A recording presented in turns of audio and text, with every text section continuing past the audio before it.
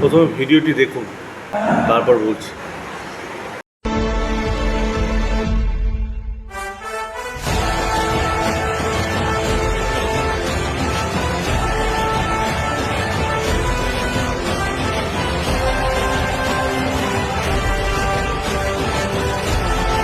দেখলেন, এটি একটি আন্তর্জাতিক স্তরের হার্ডেলস রান হচ্ছে।